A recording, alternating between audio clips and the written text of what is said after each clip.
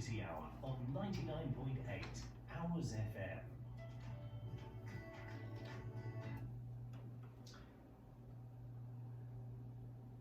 A very good afternoon to you. This is Awaaz FM Community Radio, Aapki Awaaz Aapki Shahar, 99.8 FM and DAB Digital Channel 70 across South Hampshire. This is the Community Hour, and in the Community Hour today we are going to be talking about narcissism. It's a big word, it's a very big word, and many of you may not understand what it means or may not have an idea of what it actually is.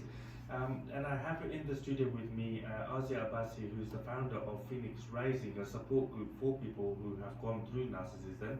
But before we go and talk to Awaaz, I'm going to talk to you a little bit about what my definition of narcissism is, and then we will talk to Awaaz and see what is her definition. But narcissism is the pursuit of gratification from vanity. It's where somebody who has an idealized self-image of themselves or an idealized attribute of themselves. It's actually a Greek term that originated when a young man by the name of Narcissus fell in love with his own image reflected in a pool of water, and it's been like that ever since. The American Psychiatric Association has classified narcissistic personality disorder since 1968, and there are several different variations of narcissism, varying from being somebody who is identified as having leadership or authority, superiority, self-absorption, self-admiration, or just entitlement, exploiting their entitlement. With me in the studio, I have Awaaz, who is the founder of Phoenix Rising. We will talk a little bit about Phoenix Rising later on during the program. If you would like to get in touch with us in the program, you can always give us a call on 02381 980072. That's 02381 980072, or you can WhatsApp the studio on 07784691440. That's 07784691440. Right, I'm going to say a big warm welcome to Awaaz. Awaaz, a very warm welcome to you. Hi there. Okay, how are you first of all? I'm fine, thank you. Okay, it's a big word. Yes. Okay, and it's very, very difficult to get the right definition of it. But it's my understanding is that it's a whole bunch of things, not just one thing. What is your understanding of this? Yes, you're right, Ali. It is a group of behaviours, of attitudes, of self-belief. So a narcissist has an inflated sense of self, so they think they are amazing. You know, they have a big ego. They're very proud of themselves. But on its own, you wouldn't think that was a narcissist. There's lots of people who love themselves, who think they're amazing and stuff.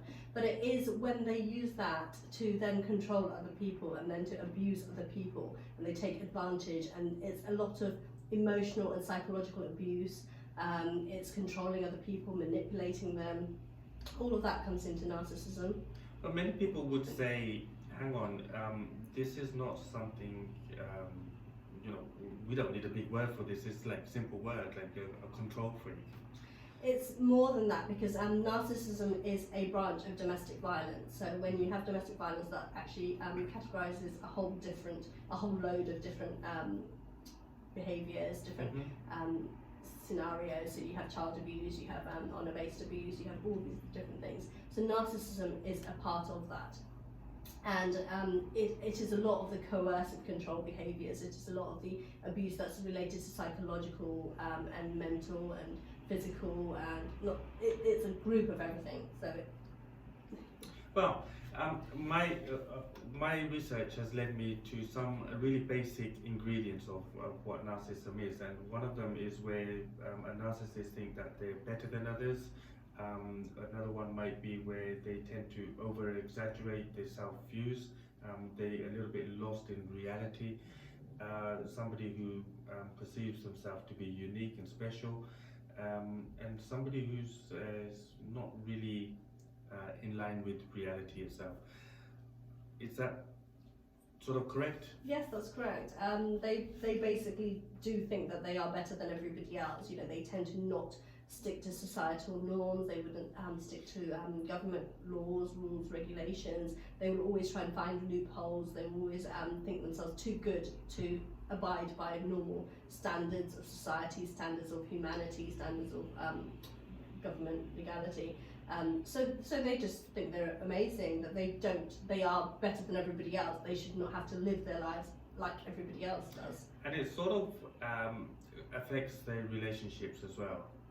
Yes, on the whole, narcissists struggle in relationships with everybody, to be honest. It's not just with their spouses or their partners, parent-child relationships, brother-sister relationships, relationships with their colleagues, co-workers. Now, is it one of those we can call it a condition? It is a psychological condition.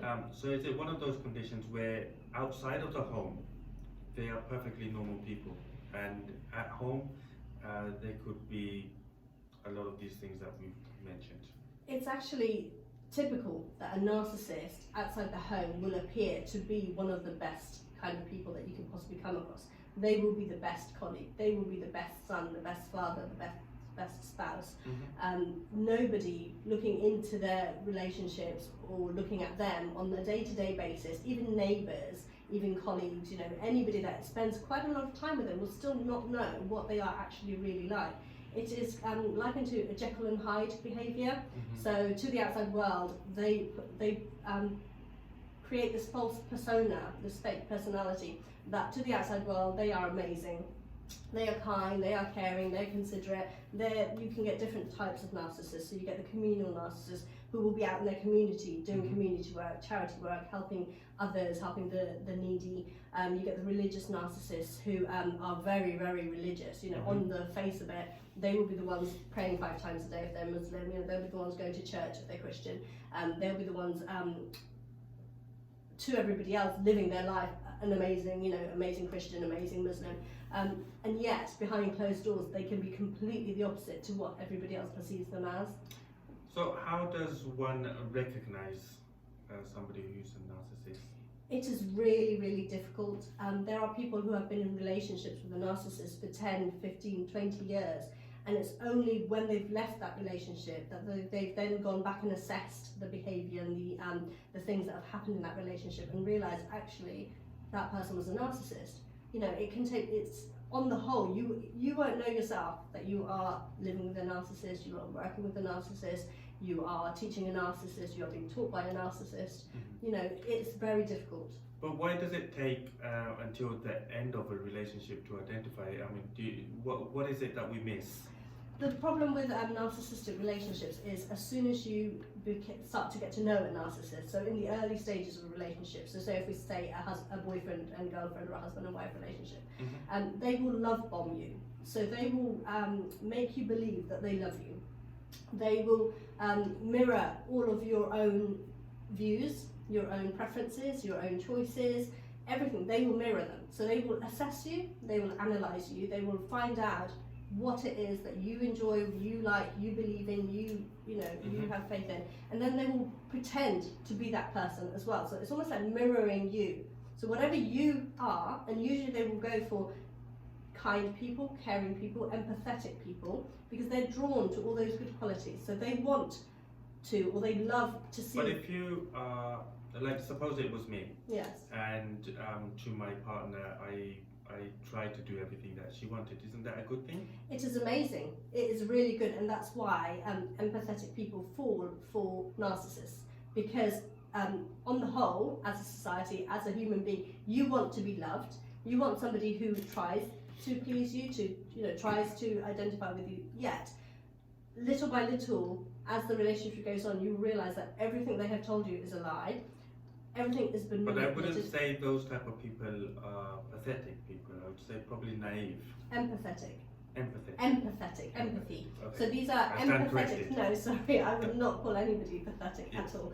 Empathetic people who tend to be the kind, the caring, the considerate, the people who will cry when they see a sad movie, or if they hear a sad story, they'll cry with that person.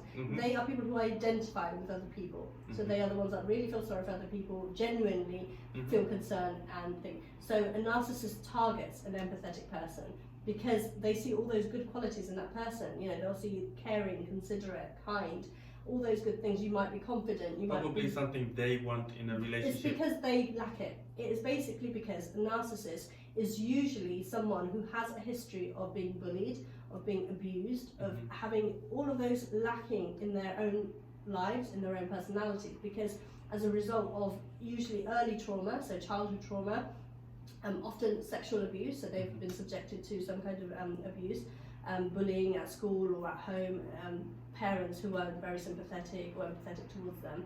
So they detach themselves from reality. They grow up in this world where there's not any love for them, where they're not respected, where they're not cared for. So they detach themselves and they become somebody else. It's almost like they're living a double life.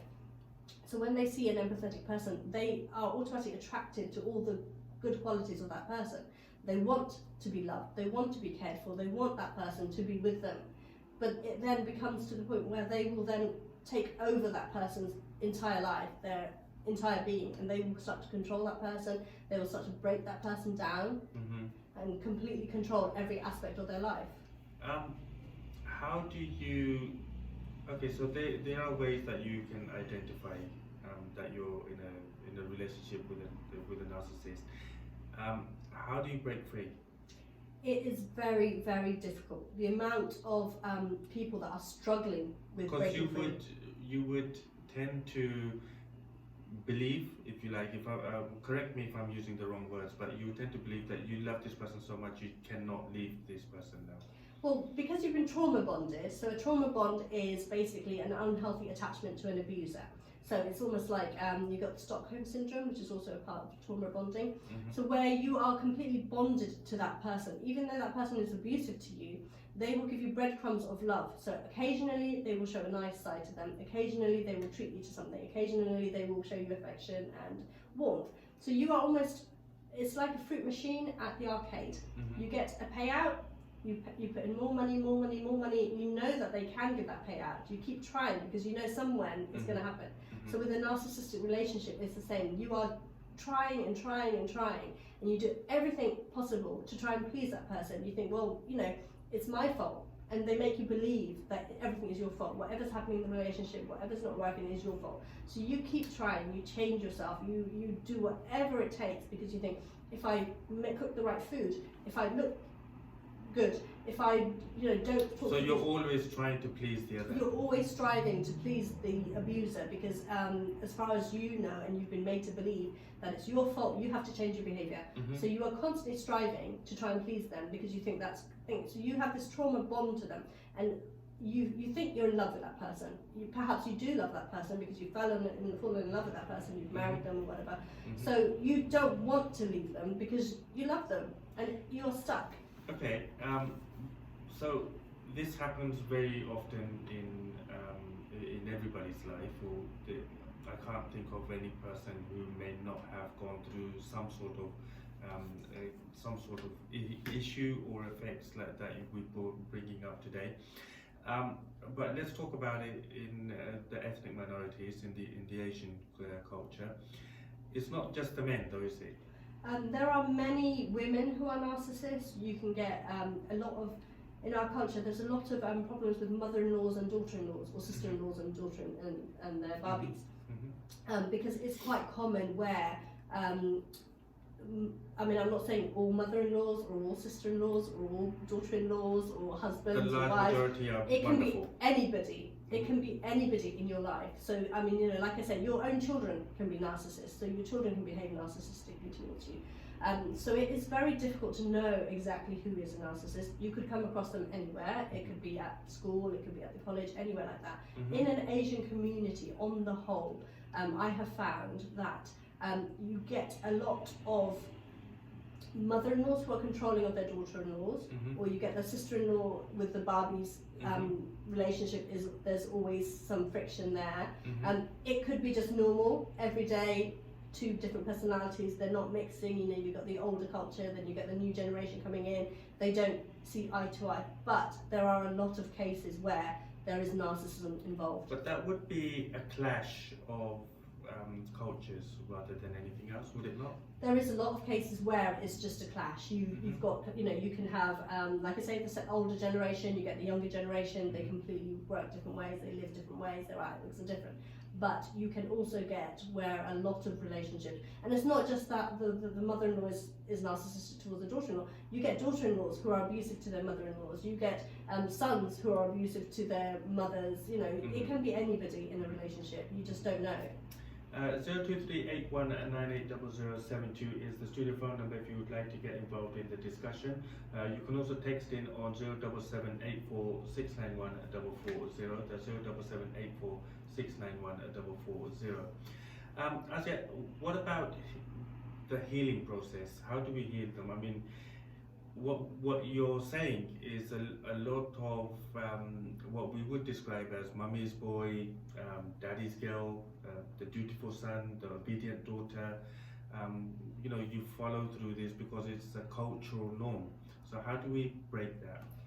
I think education, raising awareness, educating people on what narcissism is, what domestic violence is, making sure people are aware of what is healthy relationships and what isn't. Building self-esteem, building self-confidence, knowing that you are worthy of love, you are worthy of respect. Just because we are living in Asian culture, just because we are Muslim or Sikh or Hindu, whatever it is that our culture teaches us that daughters need to be obedient, wives need to be obedient. We are taught from birth, basically. You listen to your husband, you listen to your mother, you listen to your father, you show them respect. Respect, everybody deserves respect. It shouldn't just be that the daughter has to show the respect to the mother or the father or the husband, or the son has to show respect to their parents. Everybody, even a child, is deserving of respect and love. Many would argue with you that this is like losing our cultural identity. It's not. In a way, it's actually preserving it, because when you have a society where there are people who are struggling with their mental health, there are people in depression, there are people who are suicidal, there are people who are struggling just to function in day-to-day life because of the unhealthy relationships that they are stuck in. That is detrimental to society, it's detrimental to everybody's health and well-being. If we can educate people how you should treat other people or how you should allow other people to treat you, everybody will be better off, everybody will be healthier. Whose role is it? It's everybody's role. I think everybody has a part to play. Every person can do their little bit.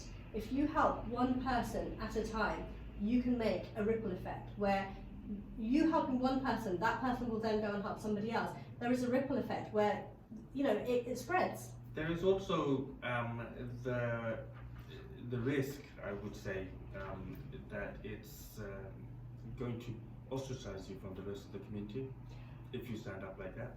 It is very difficult to stand up against cultural norms, against generational norms. It's often said in a family that it's the black sheep of the family who actually will stand up against tradition and culture and generational behaviors, because you are isolated. Like in a family of like a lot of, I grew up in a family of 8, 9. In a family there are a lot of people involved. It's extended family as well. In our Asian culture we have extended family as well to put up with or to interact with. But when you stand up, you may at that point be the only person who's standing up, because of even if you legitimately stand up, and because of the way that you stand up, or the fact that you've even stood up, it's interpreted in a different way. It's so often interpreted that this is an attack on the cultural norm. It is, yes. Cultural honour, I think honour-based abuse is so rife in Asian community because everything comes down to honour. Honour is the most important thing in our family. We have to preserve our honour no matter what. So somebody's in the family standing up and saying, well, you shouldn't be abusive to somebody, you shouldn't be verbally or physically abusive to somebody or controlling them or whatever it is that you're standing up against, that automatically gets put down to honour, that you're attacking the honour of the family. If you go out and tell somebody that this is happening in my family, that automatically goes back to the family honour, that you've embarrassed them in front of the community, you've embarrassed them in front of the government or society or whoever you are going to tell. There is a lot of backlash in our community against the black sheeps, against the people who have enough courage and bravery to stand up and say this is not acceptable behaviour. So it's you do get a lot of backlash. The generalized word is that they are the black sheep, but they are the ones who are standing up. So I don't know if I want to use the word black sheep, but well, on the whole, it's known that it's usually it's referred to as the black sheep. And black sheep basically means, for people who don't know, is so humans are referred to as sheep. So we go along our normal everyday life, 9 to 5 jobs, go to work, come home, sleep. That we are sheep basically, because we're just going along the normal routine. A black sheep is somebody who stands against that and says, I don't want to do a 9 to 5 job and just go along and do as I'm told. They will say, no, this isn't for me, I want to make my own path in life. So when in a family you get a black sheep who says, well, I don't want to be abusive, or I don't want to allow someone to abuse me, you are automatically ostracized, you're automatically isolated and targeted and referred to as causing problems. So should our culture be, well, many would see it as an attack on the culture, but should our culture then be evolving? Yes, I think with times. I mean, you know, if you go back years ago, even in English culture, if you look at Victorian times, the way people lived in Victorian times in England is completely different to how people will live in the 21st century. Everybody has to adapt. Evolution has told us that we have to adapt to our, you know, to the new way of life. So even in an Asian community, in an Asian culture, you know, we are living in 21st century Britain. You know, we need to adapt. We have the Eastern culture and the Western culture, which clashes. And often, I think, as parents of British Asians, of children who are growing up in 21st century Britain, it is really difficult to maintain our own culture, our religious beliefs, and allow our children to grow up in Western culture. So that is constantly a conflict for any parent in this society, in this community. Parent and children alike, I would assume. Everybody. I think it's difficult for everybody, you know. Now let's move on, because you know we've got to the point where we've sort of discussed what it is, how it comes about, how we can recognize it, and how it's sort of affecting our culture. And then along comes Phoenix Rising, for which you are the founder. Explain to me what Phoenix Rising is. Okay.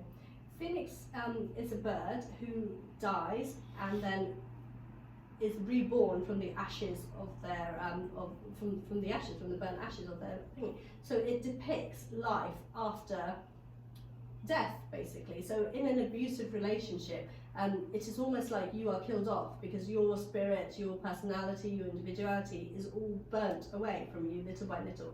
So as like a phoenix, when you rise out from the ashes, you are being reborn. So my concept for that is for abuse victims and anybody who has suffered with any form of abuse, domestic violence, child abuse, honour-based abuse, forced marriages, child bride, narcissism, any form of abuse that you can come across.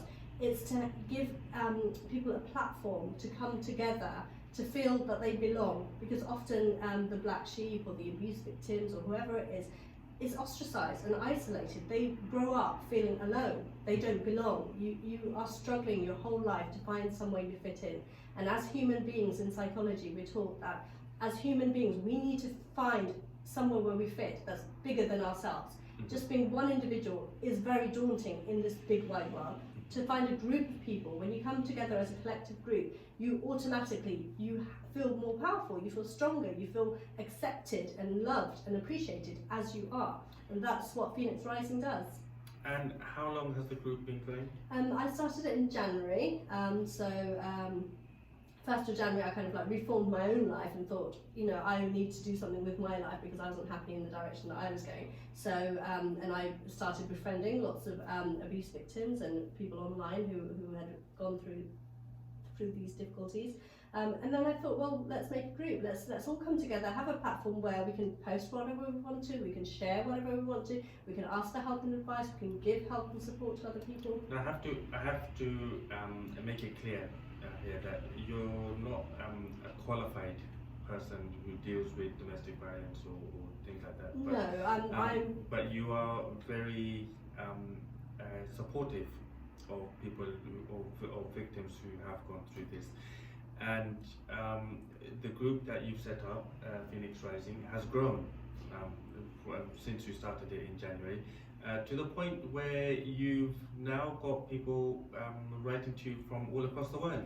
Well, actually, almost straight away, I actually had people from America, I've got people from South Africa, Australia, New Zealand, Europe, Asia, anywhere in the world it could be. I spend a lot of time mentoring online, so I've got the group that people can come onto. They can be part of the group and a member on the group, and they can share their experiences and so on. But also one-to-one, I do a lot of mentoring online where people are inboxing me or WhatsApp or phone, whatever medium that they prefer, and I will one-to-one mentor them. I'm not a qualified professional, I'm not a counsellor, I do not have a psychological degree. I have done A-level psychology and I've done GMPQ, health and social care. I'm waiting to start a counselling course, so I may go down that line.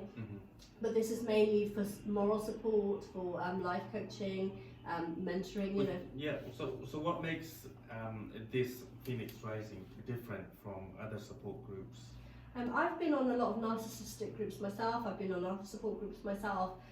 They're great. I mean, they really, you know, they are very informative, they can help educate you and teach you on these kind of things. Phoenix Rising is completely different. Possibly because my own personality is different, and I put a lot of my energy, my effort, my personality, vibrance, you know, I want it to be bubbly, I want it to be inviting. You know, we're not always talking about doom and gloom, we're not always posting about narcissism and domestic violence. We post about jokes, you know, it could be anything and everything. It could be about our children, programs we like, anything. And it's just a way of coming together, and for people who are really struggling. So they could be in the depths of despair, they could be in the middle of a really abusive relationship, but they come onto Phoenix Rising and automatically they're uplifted, they feel like they belong, they're accepted, they're validated. Anything they say, you know, no one will turn them down, no one will tell them that they're wrong or they shouldn't be thinking that way. They are allowed to express themselves in any way they want. There are some people who have come on to Phoenix Rising and talked about their abuse that they went through, their stories. Is there a case study that stands out? There's lots, honestly. Every day I'm almost brought to my knees when I hear the stories of people when they come out, and I think each story is worse than the last. You know, there's not anything that, you know, I haven't heard yet, and it can vary in all forms of different abuse. For example, this morning someone messaged me that she broke free from a narcissist. She's in a healthy, loving relationship, but the narcissist has been blackmailing her, and he's been using cybercrime and cyber blackmail to blackmail her into still having a relationship with him or still seeing him. You know, cases all the time. Child brides, you know, you hear about child brides, you hear about people's children being snatched from them. I have another case that's actually quite dear to me at the moment, is social services and the involvement in social services in narcissistic relationships, and that's something I would like to actually highlight, is that there is a lacking of understanding for narcissistic abuse. You do not understand the mentality of a victim and how trauma bonded they are to their abuser. So this particular young woman has had two of her children, a 4 and a 5-year-old boy, snatched from her, not snatched, I shouldn't say snatched, sorry, I apologise, taken from her by social services, removed from her care because they deemed her unfit and unsafe to keep children. Unfortunately, she suffered horrendous abuse for years by her narcissistic husband, who is now in jail, paying for the crimes. But the fact that her children have been taken from her, she is completely isolated, she has no family or friends to support her. The children, we believe, are now being abused in foster care, and she has come back to me with pictures and heart-wrenching videos and pictures of her 2 young children being abused by the foster carers. Whenever she's gone back to social services or she's gone back to her social worker, they make excuses, they don't believe her, you know, they just discredit her. So this poor woman is struggling to get her children back. I mean, what's lacking with social services understanding of this? I think a lot of social workers are very overworked. They have a huge caseload, so it's difficult for them to take time out to look at specific cases. They do what they have to, they do it according to the law and what they're being told to do by their seniors. But they don't understand narcissistic abuse. They don't understand the trauma bond. If if a victim has gone back to their abuser, it's because of the trauma bond. It's because of the manipulation, the control that person has on them. They shouldn't be punished further, which is, I feel that they're being punished further. They're being ostracized for reacting perfectly normally to an abnormal situation. So we need to educate people. We need to train people. Especially the professionals need more training in narcissistic abuse. In your group, Phoenix Rising, you have come across lots of different stories of the sort of narcissistic behavior that people have been experiencing, and as you rightly identified, that social services, for example, are missing out on a lot of these highlighted points that they should be picking up very easily, but they're not. What would you say is the most important thing that really needs to be out there with the professionals who are just they're not noticing? I think it's a group effort. I think we have to be more proactive in society. So as government, as councils, as people in authority and professionals, I think there has to be an understanding that we have to be proactive. So we have to educate the social workers, we have to educate the support workers, we have to educate them on different aspects of narcissism, as well as education system. There is nothing in the school system that teaches young people about abuse, about domestic violence, about narcissism. If, for example, an abuse victim knew the red flags to look out for, these are the traits of a narcissism, these are the red flags you need to look out for in a relationship, this is what you should be aware of, they are more likely to go into any relationship with their eyes open. Do you think this should be something on the curriculum then? Definitely, because we have religious education, we have sex education, we have PHSE and all that kind of thing. That is overall, it's great, it's amazing. Why isn't domestic violence, narcissism, abuse on that system? Why isn't that in part of our education? I mean, there's so much that the school system can do, and they have to get through a lot in the curriculum. What would you say if they come back and say, there's not much room for it? It doesn't have to be every week. You don't have to have a class on narcissism or domestic violence or abuse every week. It could be once a term. You do a workshop. Teenagers in secondary schools, they can do a workshop, attend a workshop once a term, once a year. Anything is better than nothing. So if we can teach people, if we can educate people what to look out for, how to avoid these situations, we wouldn't then be mopping up afterwards and dealing with abuse victims in our society. Okay, a lot of the stories that you have that people have come to you with in the group Phoenix Rising, what do you think is the best way to resolve this? I mean, is it something that can be resolved? Can a narcissist be turned into, in inverted commas, a normal person? Is there a way that we can bring this to here?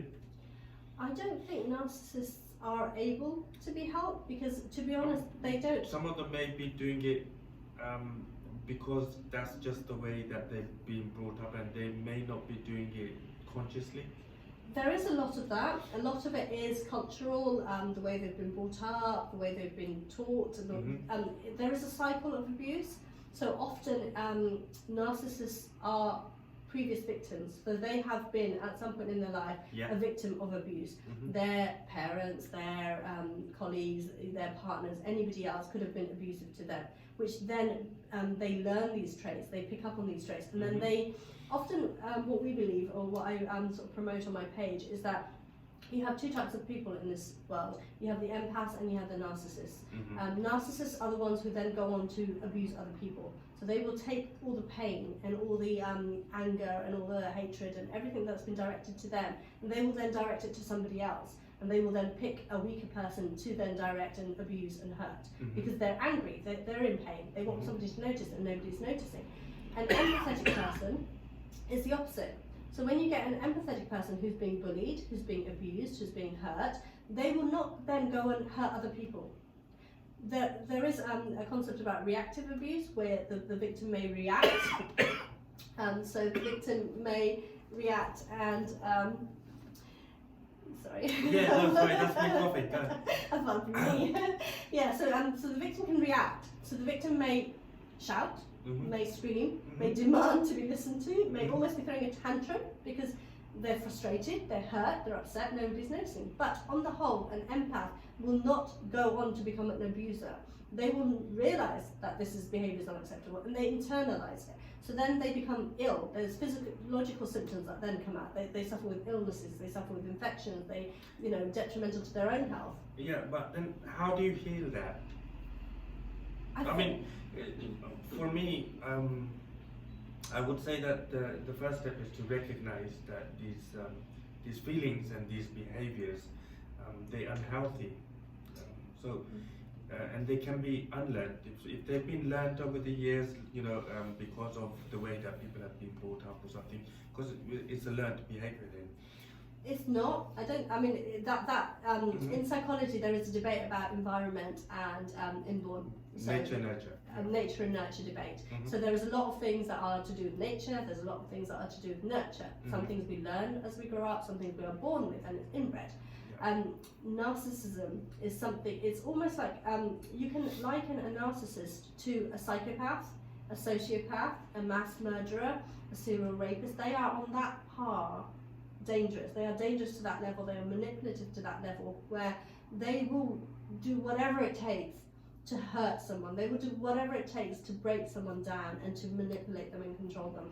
They don't realise that they are abusive. They would justify their behaviours, they would justify their actions, they will blame the other person. On the whole, they will always blame the other person. So the victim is the one who's abusing them, the victim is to blame. The victim made them abuse them, the victim said something, did something, didn't do something, which is why they behaved in that way. And they will always justify it. So you can't help someone who refuses to accept that they are at fault, that refuses to accept. That is quite the extreme, I would say. It is, but that is what narcissism is. Narcissism isn't mild. You can't say that that's to the extreme because narcissistic abuse is so detrimental to a person's health, their mental health, their well-being. People will then commit suicide. People will self-harm because they can't get out of these relationships. It's so difficult to get out of a narcissistic relationship. For those who are not who are being narcissistic without realizing it, can they unlearn it? Well, they have to realize that there's something wrong, and like I say, if they don't admit, the point I'm trying to get to is you can change your behaviours. You mean, can you change your behaviour? Can you adapt your behaviours? Well, no. I mean, if somebody is a narcissistic person and they're doing this without realizing that they're doing this, but there is a way that they can unlearn what they're doing, and maybe they can become a better person. Otherwise, we'd be having a whole lot of people, narcissistic people, on one side, or banged up in prison or something. And when they come out, they're still the same. But isn't that the same with anybody in the criminal justice system? If you think about a paedophile, can you purge a paedophile of paedophilia? Can you purge a mass murderer, of those feelings? It is very difficult. It probably could be, like, if they admitted that they had problems, if they understood and realised that they were at fault and they had problems, they could seek counselling, they could seek therapy, CBT, so cognitive behaviour therapy, retrains humans to behave in different ways so they can learn. In psychology we taught conditioning theories, that you can condition people to behave in different ways. So if they're willing to accept help, if they're willing to admit and understand that these behaviours are detrimental, that they will affect them for the rest of their lives, that they cannot function as normal human beings in a society because of their behaviours, and they are willing to get help, they are willing to change how they are, then perhaps they can be. Okay, so Phoenix Rising is a platform for people to openly talk about this without fear of intimidation or anything like that. How do people join? We're on Facebook, so if you look us up, I have a YouTube channel as well where I promote abuse and experiences and things in there. So if you wanted to join, if you wanted to look up my YouTube channel, there is a link to Phoenix Rising on there, or you can go and Google. You know, I do accept friend requests from victims and people who need help and support. I quite often, you know, add new people, you know, who need one-to-one help and support. So please, you know, be free to add me, to message me, to contact me in any way. Is there, there's always going to be the risk that the wrong sort of person gets to join the page? Yes, there is always. We get a lot of fake IDs, so we are quite careful who we add and who we don't. I've got a set of a group of friends who help me, and they moderate my page for me as well. So whenever we get a friend request, we do check the ID. So anybody who has made an ID in the last 17 minutes usually gets deleted. We have a lot of those. 30 minutes, 17 minutes, no. Okay. Is there anything else that you'd like to add? No, I just I am very eager to help people in our society. I think it's a very important cause. I think that everybody needs educating in and awareness in domestic violence, in narcissistic abuse. Honour-based abuse is such a big thing in our community. I would like to help as many people. I'd like, you know, the education system to try and change, you know, something in law. We have coercive control laws, but when it comes down to a victim trying to convict their abuser on coercive control, you need physical evidence, you need witnesses. How can you convict somebody who makes sure there are no witnesses, who makes sure there's no physical evidence? You are left, you know, empty-handed. You cannot take your perpetrators to court and get justice. Okay, so Phoenix Rising is the Facebook page and the YouTube channel that people can get in touch with you through that. And just before we go, if because I'm conscious of time, once again, if you can give like your definition of narcissism, or how you see it at least. Okay, well, in my own personal view, narcissists are people who have inflated sense of reality. They have inflated egos. They feel they are better than everybody else. They will use psychological and emotional abuse to control and manipulate their victims. They will often mirror the victim's behaviour to begin with, to love them, bond them into a relationship, and then they will little by little chip away at their self-esteem, their self-confidence, their self-worth, until that person is literally a shell of what they used to be, and they will control every aspect of that person's life. They will manipulate them in every way possible. There's a lot of things that we haven't touched on, like gaslighting, which is when a victim is slandered and you have a smear campaign against the victim, where the narcissist will go to everybody around that person and smear them to that person, you know, to everybody around them, their friends, their family, their neighbours, their colleagues, and they will make them look like they are crazy, the victim is crazy. And that is a big aspect of abuse, where victims are invalidated and they are told they are crazy, they are made to believe that they are crazy, and that everybody else is made to believe that that person is crazy, so nobody will actually listen to them when they ask for help. My understanding is that you can speak several different languages. Would you like to say anything in any of the languages that you Do I have to? No, you don't have to. I speak Hindi, I speak Urdu, and I speak Bengali. Yeah. I also speak a few other languages that I like to You learn. can say in Klingon if you want. I don't know, speak to me in Urdu and I'll reply. Okay, so narcissism, इसको कैसे आप कैसे किसी को explain करेंगे कैसे? You've got me there, I'm nervous when I can't speak in Urdu. Right, let me see, okay, right, okay.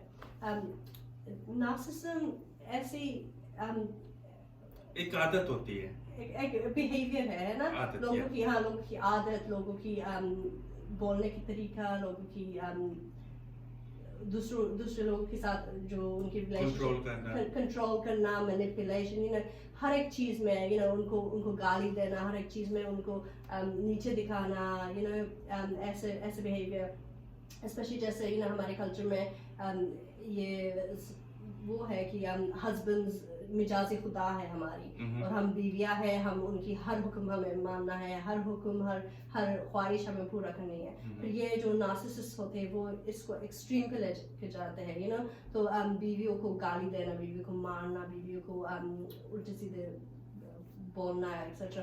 पर जब बीवियां कुछ कहने जाते हैं कि मत करो ऐसे मेरे साथ, तो वो इमीडिएटली वो ऐसे कहेंगे मैं तो तुम्हारी मिजाज खुदा हूँ, मैं तो कुछ भी कर सकती हूँ, you know, तुम मेरी बीवी हो तो मैं, you know, मेरा हुक्म को पालन करना पड़ेगा.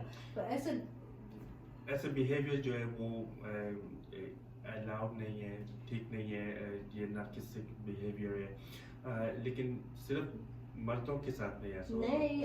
मेरे पास ऐसे बहुत सी मर्द भी आते हैं हेल्प के लिए. अमेरिका में बहुत ज़्यादा ये फैल गए है नार्सिसिस्टिक अब्यूज.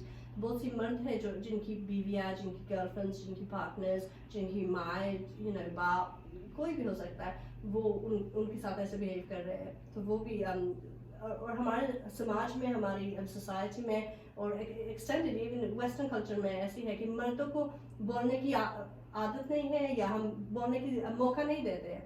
हम मर्द को कहते हैं कि तुम मर्द हो, मर्द की तरह रहो, you know, तुम स्ट्रॉन्ग हो, you know, तुम्हें रोना नहीं चाहिए, तुम्हें कंप्लेन नहीं करना चाहिए, शिकायत नहीं करना चाहिए. तो हम मर्दों को ऐसे मौका ही नहीं देते और इसलिए सुसाइड रेट भी हाई है मर्दों में, डिप्रेशन भी हाई है, हार्ट अटैक, स्ट्रोक्स भी हाई है मर्दों में, क्योंकि हमारी समाज अलाउ ही नहीं करते मर्दों को, you know, वो उनको इंसान बनना. इंसान, हाँ, मर्द औरत कोई भी हो, कोई, you know, सबको दर्द होती है, सबको तकलीफ होती है, सबको इज्जत की हकदार है सब. आप कोई भी हो, बच्चा हो, you know, मर्द हो, औरत हो, जवान हो, जो भी हो, सबको इज्जत की ज़रूरत है, सबको प्यार की ज़रूरत है, अपनापन की ज़रूरत है. पर हम समाज में हम मर्दों को अलाउ ही नहीं करते ऐसे, you know. अगर 3 ऐसे लफ्ज़ हो जो कि आप कहना चाहेंगे किसी उस शख्स को जो कि इस दौर में गुजर रहा है या गुजर रही है, तो वो 3 अल्फाज क्या बोलेंगे आप? लोगों को बताओ, आप सोशल सपोर्ट सिस्टम जो है, लोगों की सपोर्ट सिस्टम जो है, जो आसपास के लोग हैं, जो उनकी फैमिली है, उनकी फ्रेंड्स हैं, उनकी कॉलीग्स हैं, जो भी है, कम्युनिटी वर्कर्स है, सोशल सर्विसेज, जो भी है, आप लोगों को बताओ क्या हो रहा है आपके साथ. आप मदद मांगो, मौलवी के पास जाओ, आप, you know, कहीं भी जा सकते हो, डॉक्टर के पास भी जा सकते हो, मदद मांगो. आप बताओ, अगर आप बताओगे नहीं कि आपके साथ क्या हो रहा है तो लोगों को पता ही नहीं चलेगा. बेशक. अच्छा Abbasi, thank you so much. आपसे मिलकर बहुत खुशी हुई. It's been really great to have you on board, and I wish you all the best with Phoenix Rising. And I'm sure that at some stage you will be coming back to tell us more about what's been happening in Phoenix Rising, and may the Phoenix rise. That's all I can say. Thank you very much. Thank you for having me. It's Thank been you a so pleasure. much. You've been tuned into Awaaz Community Radio. This was the Community Hour. Thank you so much for listening. And once again, if you would like to get in touch with Phoenix Rising, the Facebook page is Phoenix Rising.